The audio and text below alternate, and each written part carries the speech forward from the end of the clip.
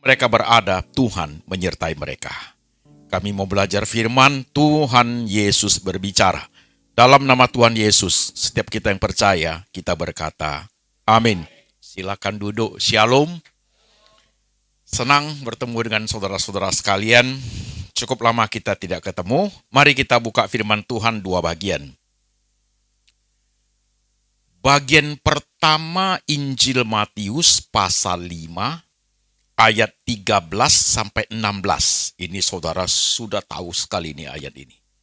Matius pasal 5 ayat 13 sampai 16. Saya akan bacakan. Saudara perhatikan juga oke. Saudara bisa menemukan di dalam Alkitab atau handphone saudara, baca sama-sama juga oke.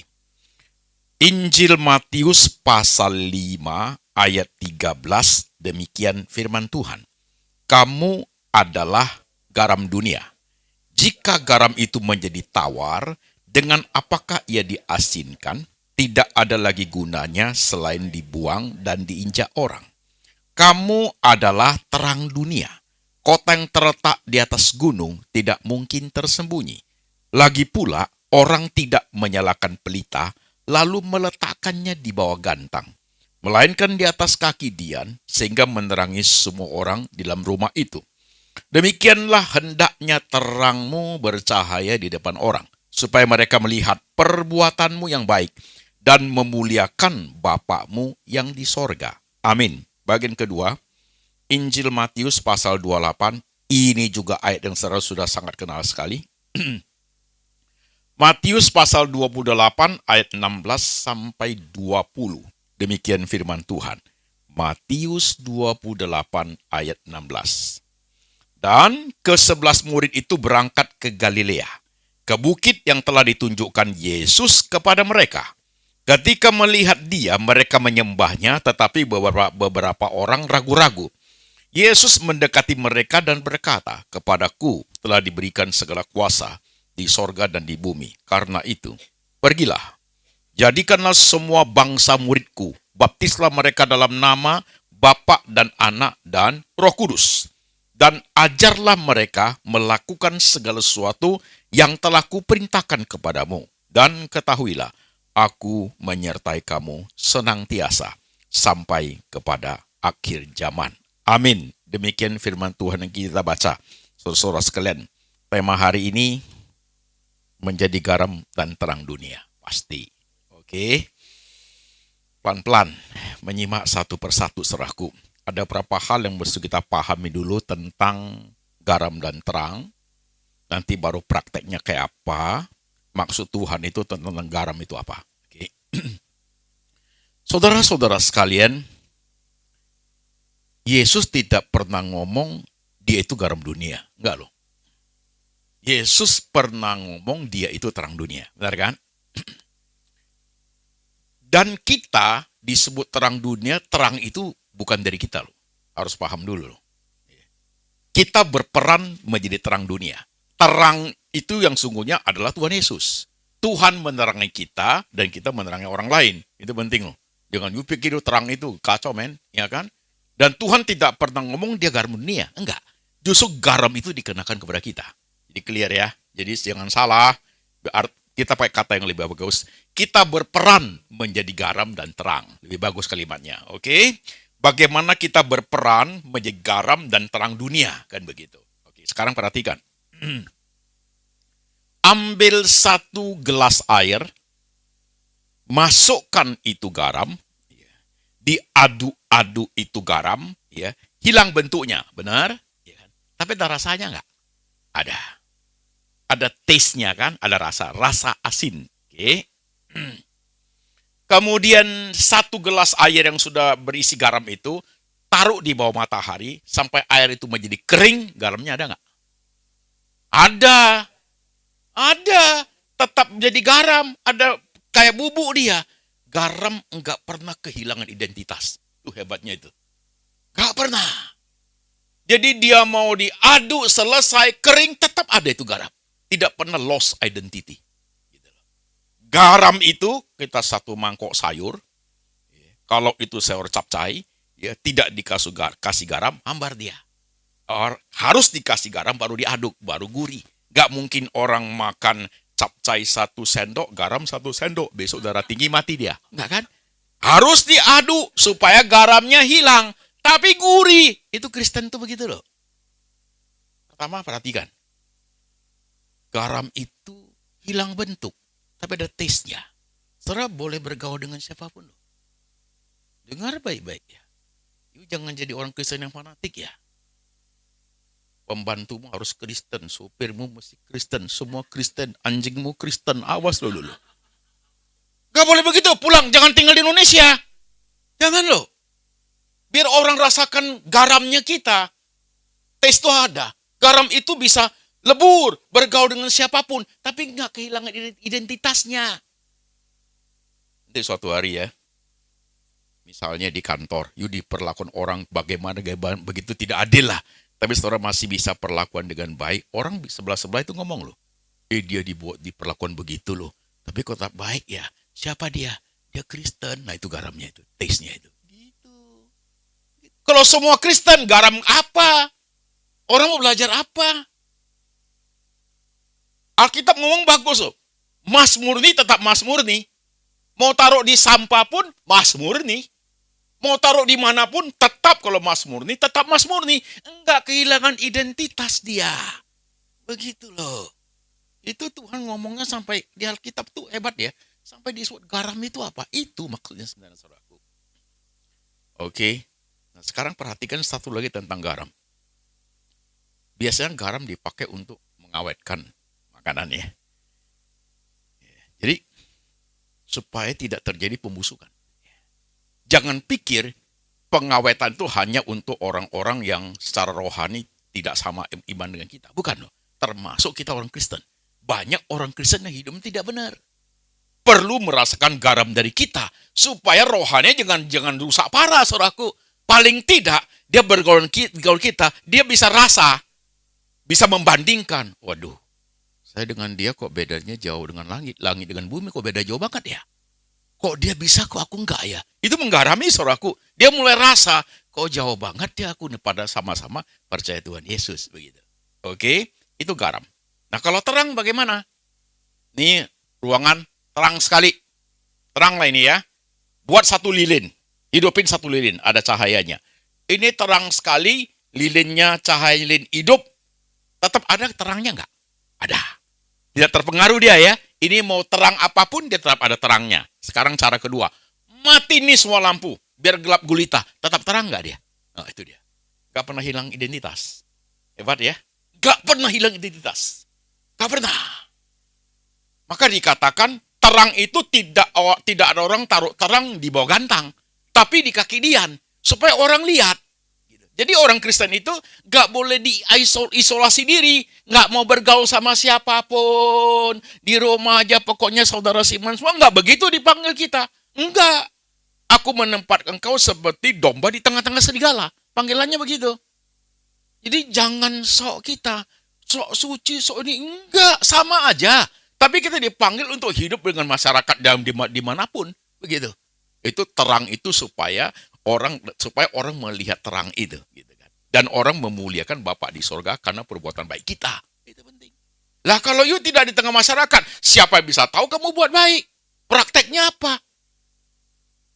Udah sejelas ya, garam berperan sebagai garam dan terang itu udah jelas maknanya seperti itu loh. Bawa pengertian itu seumur hidup, saudaraku. Nah sekarang baru kita praktek. Mempraktekkan itu bagaimana? 3 langkah. Langkah pertama diri kita. Langkah kedua dunia yang kita hidupi. Langkah ketiga resiko dunia yang kita hidup kayak apa? Itu 3 poin. Poin pertama yang paling penting itu pertama adalah diri kita dulu. Kalau diri kita ini, saudaraku, satu saya lupa. Perhatikan. Sebelum poin ini saya ingat. Tadi itu tidak kehilangan identitas, ya. Kemudian bisa bergaul dengan siapa saja. Tidak kehilangan bentuk, kemudian bisa supaya bisa dilihat orang, tidak isolated from civilization, kemudian terang dan garam itu pengaruhnya adalah influencing people, mempengaruhi orang. Itu garam dan terang dunia, mempengaruhi. Maka tadi ayat saya baca, Pergilah jadikan semua bangsa muridku. Lintas budaya, lintas bahasa, lintas bangsa, lintas benua. Itu loh, begitu loh modelnya. Jadi garam dan terang itu tujuannya yang lain adalah mempengaruhi orang lain. Begitu. Itu hebatnya itu panggilan itu. Oke, nah sekarang self, diri kita. Gimana? Untuk menjadi terang dan garam yang efektif, membuat dampak besar, saudaraku, hal yang paling utama diri kita dulu. Nah, ini sudah mulai kena kita satu persatu ini. Bagaimana mungkin kita bisa menjadi garam dan terang dunia jikalau kualitas rohani kita tidak bagus? How come? Nah, mungkin loh.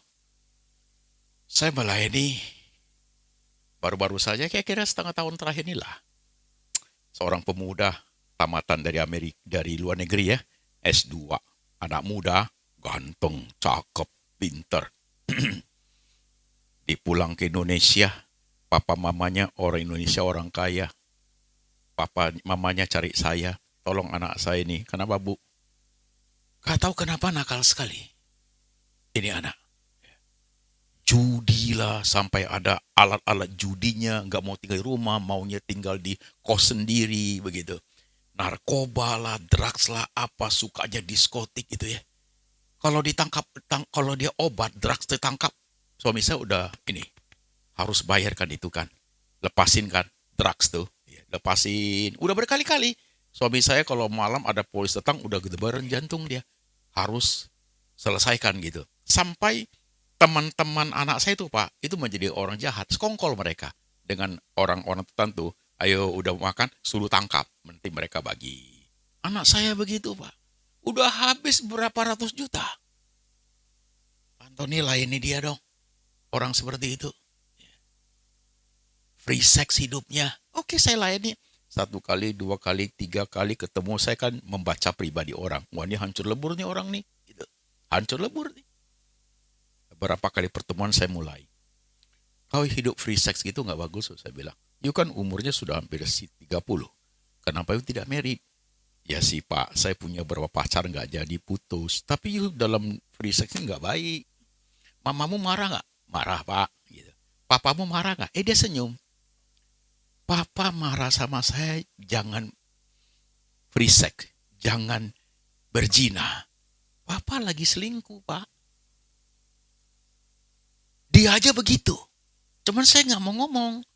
Ngomong dia sakit hati, aku diam aja. Tapi dalam hati saya, Pak Pendeta, aku hina dia. Nah, you mau jadi garam apa, men? Mau jadi garam apa? You bilang sama anak kamu, anak kadang-kadang vokal. Langsung ngomong kita sakit hati loh. Tapi anak yang diam belum tentu dia hargai kamu. Dalam hati dia menghina. Lah papa saya selingkuh kok, Pak. Kalau mau cari wanita, kita cuma beda kamar doang. Dia mau suruh saya jangan. Apa-apa kuasanya. Ayu sudah tidak jadi garam dan terang dunia loh.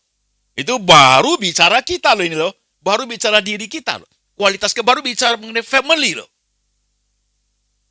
Sudah gagal kita di situ. Kasus yang perempuan juga sama. Jadi saudara ya, kalau kita belajar begini baru kita sadar. Kualitas rohani kalau tidak baik, you impact-nya kepada orang jadi apa? Orang membaca hidup kita loh. Itu anak-anak itu ya. Dari kecil sampai dia remaja, sampai pemuda, sampai dia mau married itu mata yang polos sampai kepada mata yang punya pendidikan, mata yang selidik itu. They see us every day. Ya, suami istri ribut kayak apa. Nah, mereka hargai kita. Jadi saudara sekalian, coba kita tanya diri kita yuk, pelan-pelan deh.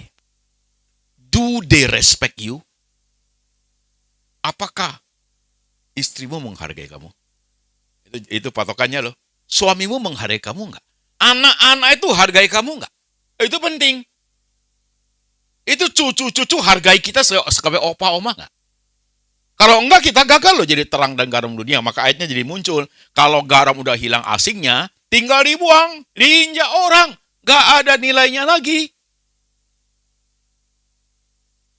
Wah, kalau udah bicara begini saudaraku, baru kita rasa. Kembali ke diri kita masing-masing dulu. Yuk hidupnya kayak apa? Termasuk ini baru tadi family kan, ini keluarga. Kita perbesarlah dari keluarga, tempat lingkungan kerja, dari lingkungan kerja, tempat pelayanan, ya, tambah besar, bahkan bisa mengaruhi internasional, nasional, regional, kota Jakarta aja, yang paling kecil keluarga kita. Itu impact-nya sampai influencing people sampai seperti itu loh. Itu garam dan terang itu. Pelan-pelan ya. Kehadiran kita di tengah-tengah teman itu memberi mereka sukacita nggak? Ada orang kalau ngomong kalau you hadir ya, kita happy loh. Ya. Rasanya kok you ada itu ceria. You beri impact loh itu loh. Iya, itu garam terangnya. Jangan sampai orang ngomong, you datang nyusahin aja, udah. Ya. Ada orang begitu. Ini orang buat susah ya, datang lihat wajah dia kita ikut sedih. Itu dia jadi siapa-siapa loh. Jadi kalau susah wajah kasih rapi lah. Pendeta, badan, baju, pakaian tidak usah mahal, harus rapi. Lu jangan asal-asalan begitu. Tadi saya lihat kemarin ya, ada satu orang jemaat sih, worship leader, sepatunya 2 warna, satu biru, satu merah. Lu beli sebelah aja, dah gue bilang nih. Ini model pak, gitu.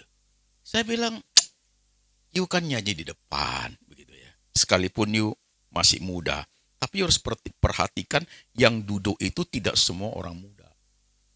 Itu penting loh. Budaya kita orang Chinese tuh, yang toto itu ya, tahu nggak? Yang toto-toto itu. Kalau orang udah selingkuh, mereka kasih namanya apa atau enggak? Dia udah pakai sepatu merah, itu artinya udah selingkuh. Nah sekarang kalau gue pakai sepatu merah, mertua gue akan pikir, lu belum ketahuannya udah ngakui, kan begitu kira-kira. Itu budaya Chinese toto itu begitu. Dia udah pakai sepatu merah lo, itu artinya udah selingkuh. Nah sekarang orang banyak sepatu merah, kan gila. Iya kan? Budaya nggak cocok. Jadi pada saat you nyanyi berdiri di sini, ingat, semua ini di sini tidak semua sama dengan umur you. Pakaian harus rapi. Itu aja sudah beri impact. Orang kalau kita di depan tuh orang lihat.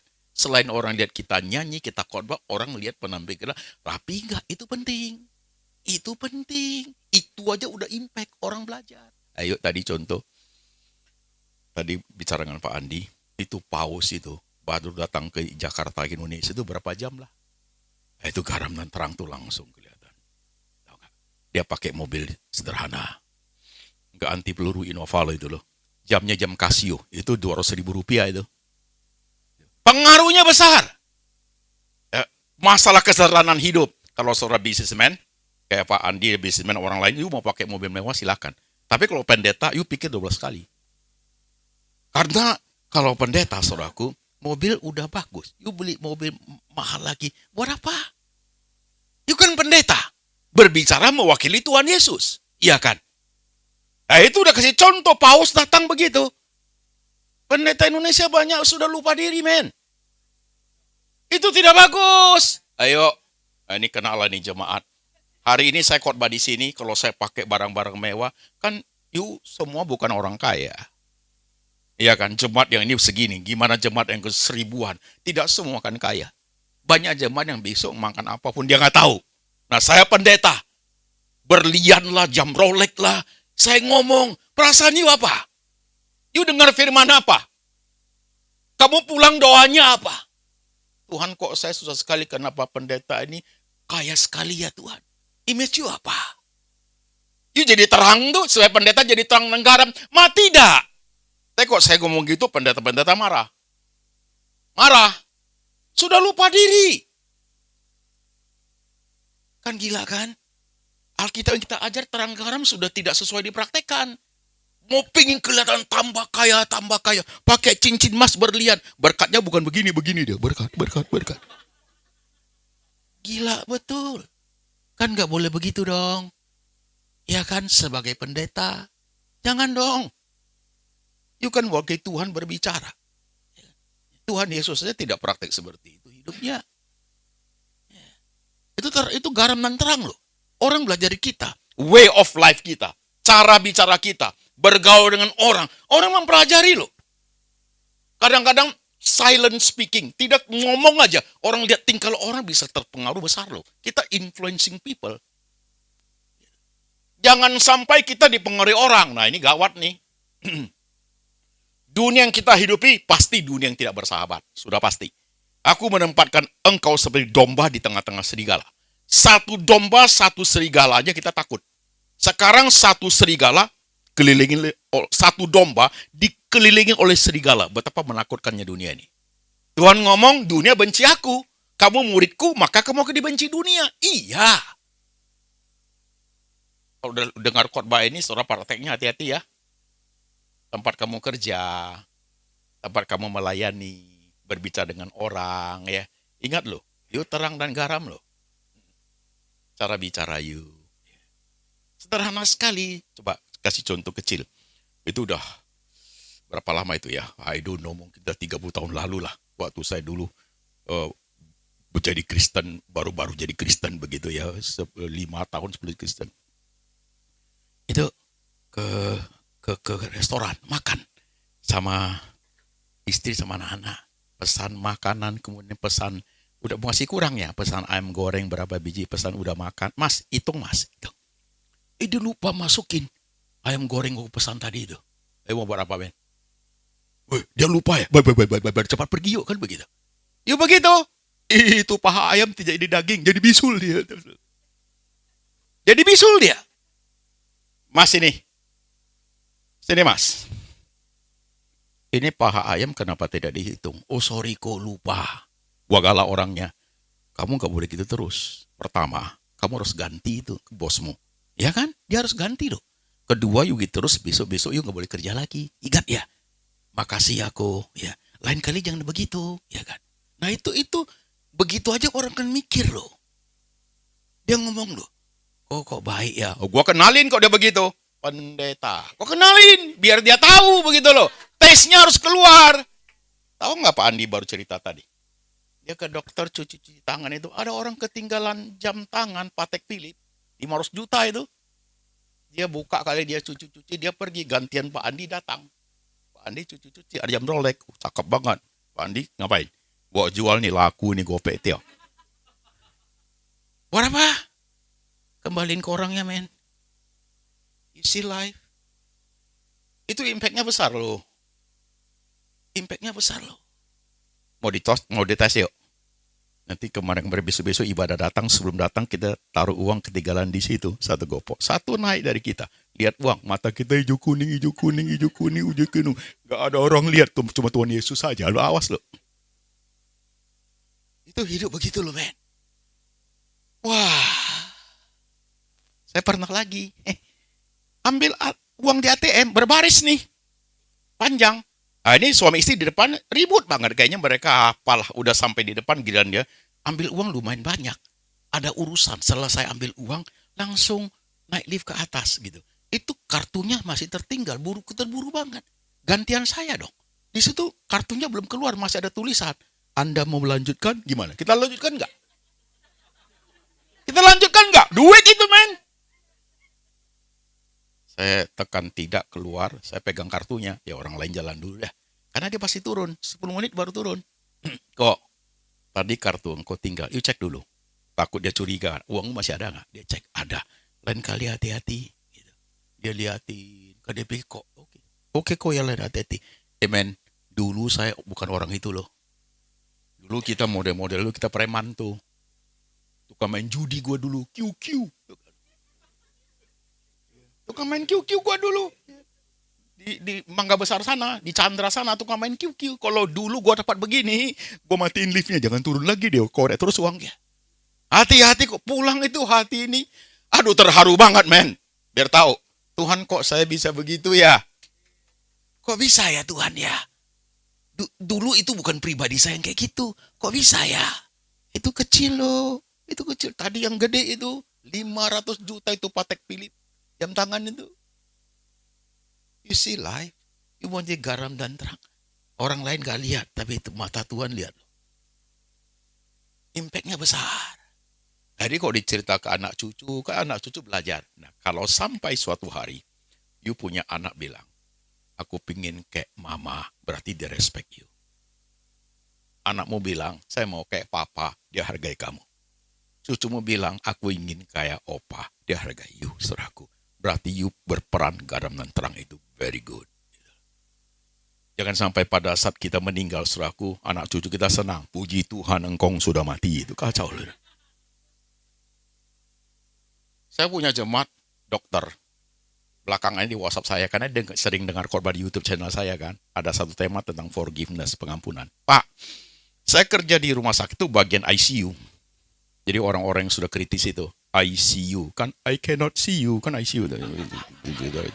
Udah agak jauh, nggak bisa lihat lagi ke dalam. I cannot see you, gitu ya. Pak, saya dokter di situ.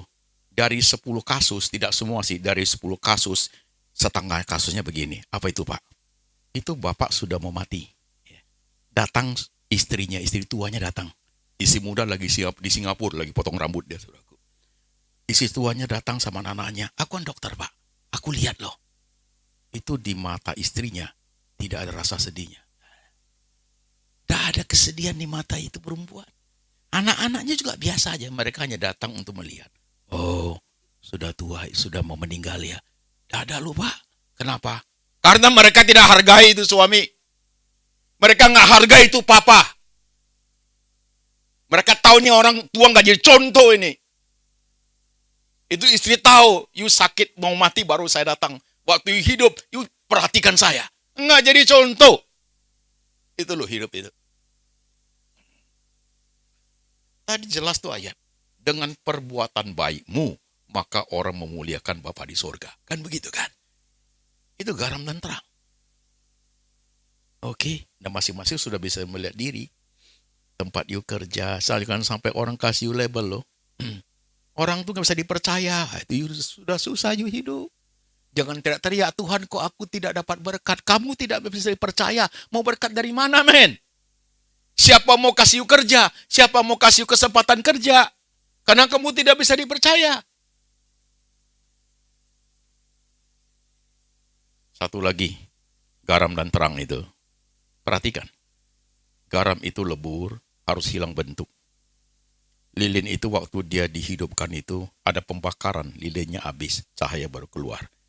Garam kehilangan bentuk, lilin harus terbakar.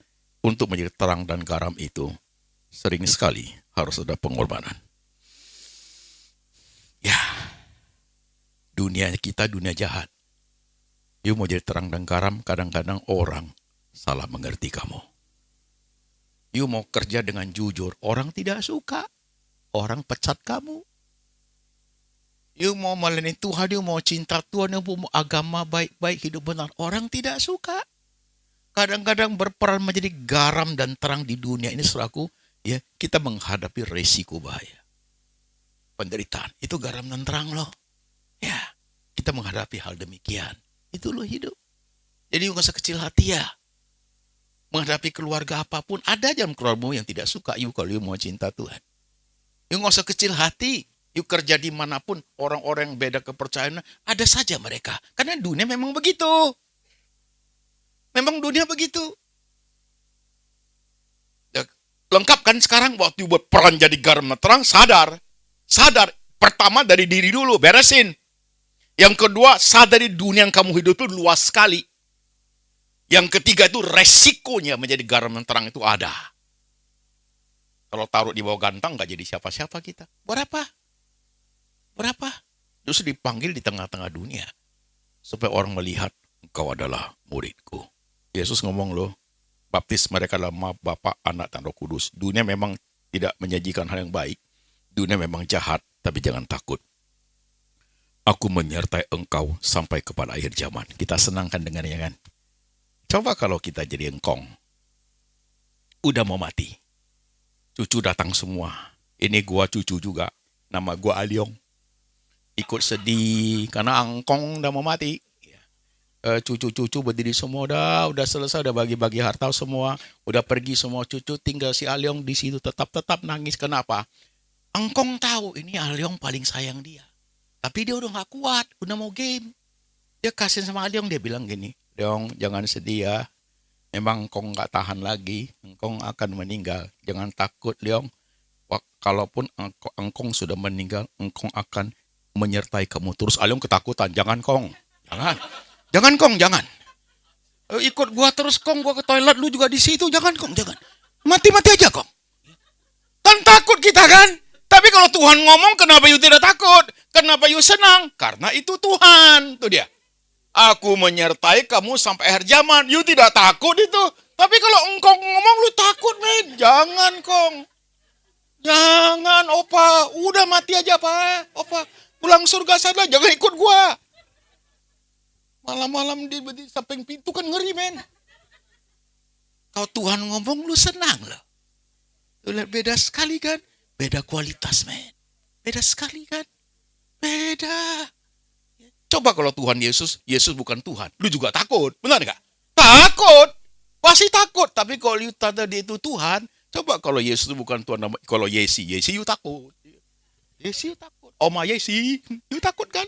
Oma akan ikut, you takut. Jangan Oma pulang aja. Tapi di Yesus. You takut di mana? Setelah saya berharap firman hari ini ya, membawa kamu benar-benar rasa lu hidup ini. Bukan sekedar hidup untuk diri sendiri aja. Tapi banyak mata orang yang sedang menyaksikan kita itu. Kita hidup itu seperti di rumah kaca. Selalu diperhatikan orang. Karena orang mau merasakan taste Kristen kita. Orang mau merasakan, yuk Kristennya model kayak apa. Orang ingin supaya di tengah hidup kita, ya orang merasakan mereka itu dipengaruhi oleh kita. Banyak orang Kristen yang hilang kan. Mungkin di sini ada. Dia udah pindah agama lah. Dia sudah penampilannya sudah lain lah. Dia terbawa arus. Dia bukan influencing. Dia bukan mempengaruhi. Tapi dipengaruhi. Habis. Kita Kristen pakaian rapi loh. Ibu-ibu pakaian rapi. Datang gereja kita pakai rapi-rapi.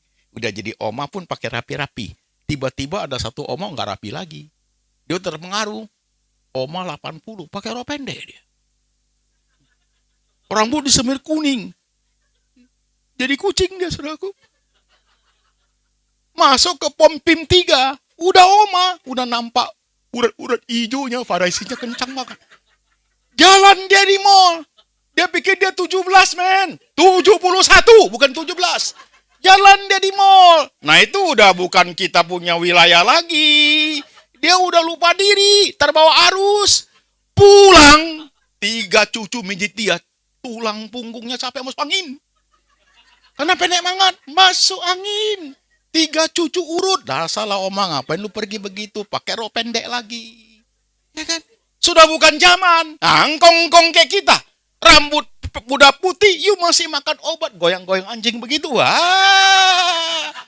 Repot hidup. Lucu sih ceritanya, tapi hati-hati. Hati-hati. Lucu sih ceritanya, tapi hati-hati hidup. Orang lihat kita. Orang itu mau memojokkan kita paling gampang, apalagi pendeta. Paling gampang. Tinggal ngomong aja gitu. Pendeta gitu sih, itu orang ngomong gitu loh. Orang ngomong gitu loh. Jadi bagaimana bisa impact kepada orang lain lagi? Selalu. Jadi saudara sekalian, kita berperan masing-masing sesuai kapasitas. Saudara kok khotbah saya ini saudara jalan nih pelan-pelan saudara tahu nggak? You bicara kepada berapa orang aja kalimat tuh ada kuasa Tuhannya di situ. Ya. Ada kuasa Tuhannya. Ya. Cara you bicara sama orang terpengaruh sekali loh. Paus 2 jam di Indonesia. Itu pengaruhnya besar. Gimana kok di gereja you bergaul dengan jemaat gitu? Mereka belajar loh. Mereka belajar. Aku pengen loh. Pak, nanti suatu hari kalau aku jadi hamba Tuhan, aku pengen belajar di pendeta ini, pendeta you belajar banyak hidup ini. Kita seperti buku yang terbuka dibaca orang, men. Dibaca orang. Hati-hati ya hidup ya. Hati-hati ya. Oke, mari kita tunduk kepala sebentar.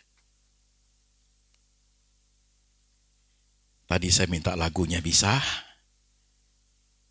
Ini aku segenap hidupku.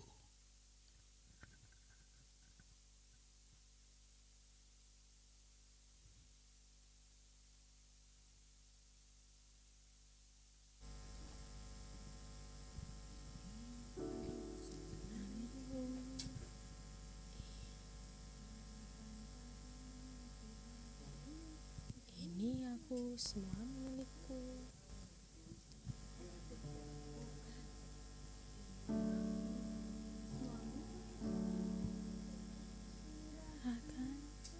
Bisa. Maaf, lagu yang mana, Kak? Tadi saya sudah kirim ke Ibu Liana. Udah dikasih? Baik, Pak. Ya, ini dia lagunya. Oke.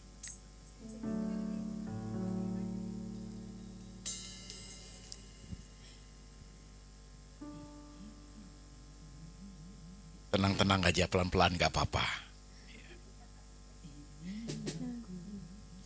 Milikku, ku serahkan padamu, Tuhan. Penyesalan dan kebanggaan, suka dan duka, semua ku serahkan.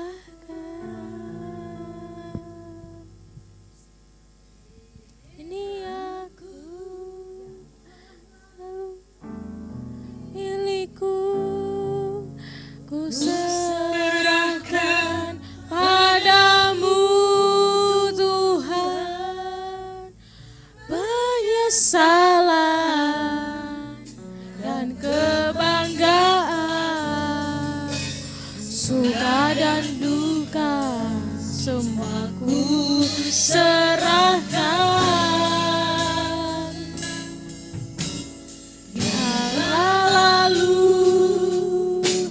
Yang kan datang, hasrat dan harapan yang terbayar,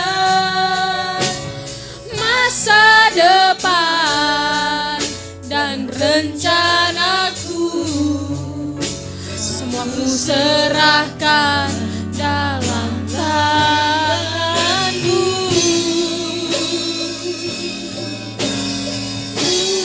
Persembahkan hidupku kepadamu, Tuhan.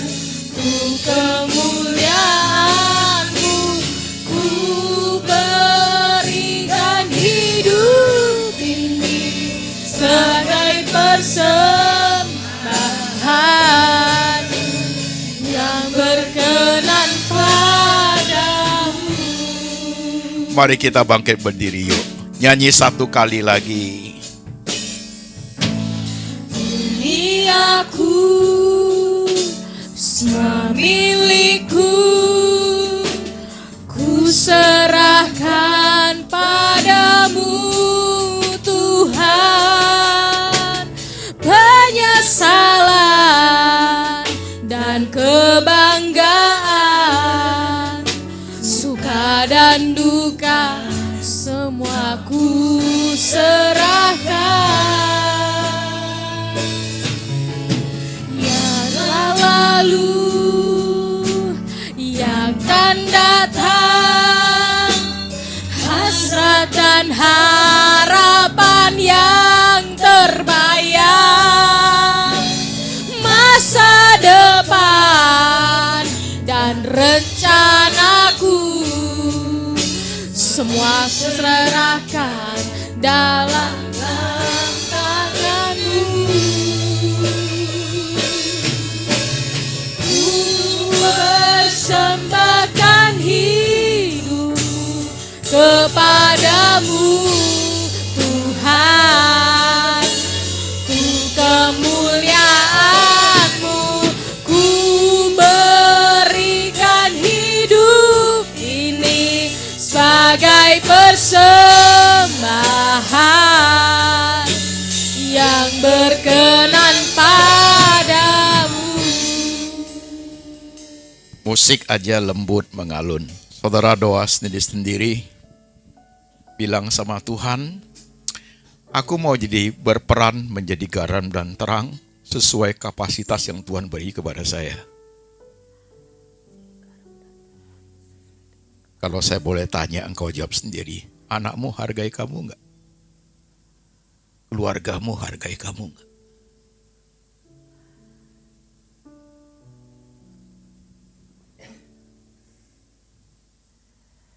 Berapa besar pengaruhmu di mana kamu hidup?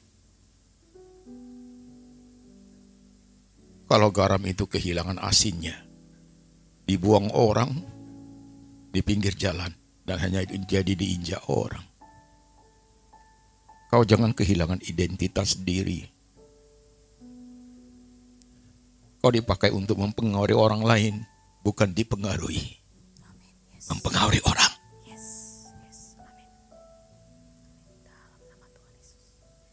Lihat GBI Fatmawati, Abala Fatmawati. Banyak orang yang kepercayaan lain dipengaruhi. Mereka menjadi percaya. Garam, terang. Kita sebagai pelayan Tuhan, mawas diri.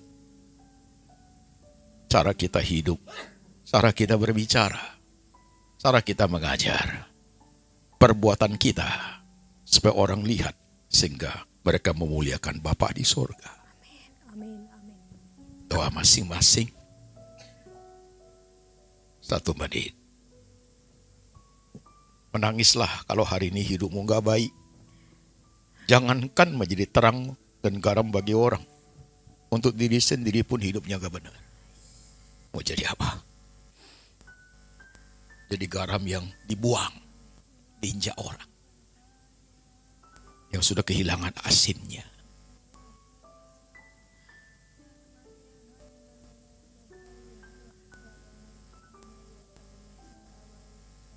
Berapa orang yang kamu pengaruhi dalam hidup ini? Sampai hari ini. Berapa orang? Mereka bisa meneladani kita. Refnya 1 kali. Persembahkan hidupku kepadamu Tuhan, untuk kemuliaan-Mu ku berikan hidup ini sebagai persembahan yang berkenan padamu. 1 kali lagi. Ku persembahkan hidupku kepadamu Tuhan, untuk kemuliaan-Mu ku berikan hidup ini sebagai persembahan yang berkenan padamu. Musik berhenti total, hening. Kita mau doa. Tuhan, terlepas dari kami, bukan manusia sempurna. Banyak kurangnya Tuhan Yesus. Bahkan kami jatuh bangun. Tapi kami tidak malu untuk menjadi contoh bagi orang lain. Kami bangkit dari banyak hal yang kurang. Supaya hidup makin hari, kapasitas kami makin besar. Bisa menggarami dan menjadi terang bagi orang lain. Tuhan, berkati ibadah di tempat ini. Sudah banyak dari sini Tuhan. Mereka yang digarami, mereka yang terangi. Sekarang mereka pergi menjadi terang bagi orang lain. Makasih Tuhan, Kau berkenan memelihara tempat ini ya Tuhan. Puluhan tahun Kau bekerja di sini Tuhan. Thank you so much. Berkati setiap kami supaya ada generasi berikutnya ya Tuhan. Untuk pekerjaan Tuhan sampai Tuhan datang kembali. Dengar doa kami Tuhan. Dalam nama Tuhan Yesus. Setiap kita yang percaya kita berkata amin. Silakan duduk.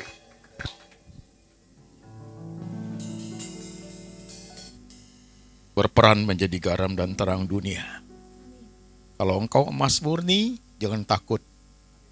Dimanapun tetap emas murni. Dan emas murni biasanya lewat peleburan ribuan derajat. Banyak hal yang harus dialami menjadi emas murni. Siap untuk dipakai Tuhan, menjadi saksi bagi Tuhan Yesus. Bawa firman ini pulang, renungkan, tanamkan di hatimu seumur hidup sampai mati. Kau adalah garam dan terang dunia. Dan biar berkat ini turun atasmu. Kasih dari Allah Bapa turun atasmu. Tuhan Yesus gembala yang baik, pemelihara jiwamu. Dan Tuhan Roh Kudus senantiasa mengingatkan engkau akan firman Tuhan yang tertulis dalam kitab suci. supaya engkau hidup seturut dengan firman, menjadi saksi dan terang bagi orang lain, menjadi garam dan terang dunia sampai selama-lamanya, sampai Tuhan datang kembali menjemput setiap kita yang percaya. Dalam nama Tuhan Yesus, setiap kita yang percaya, kita berkata, amin.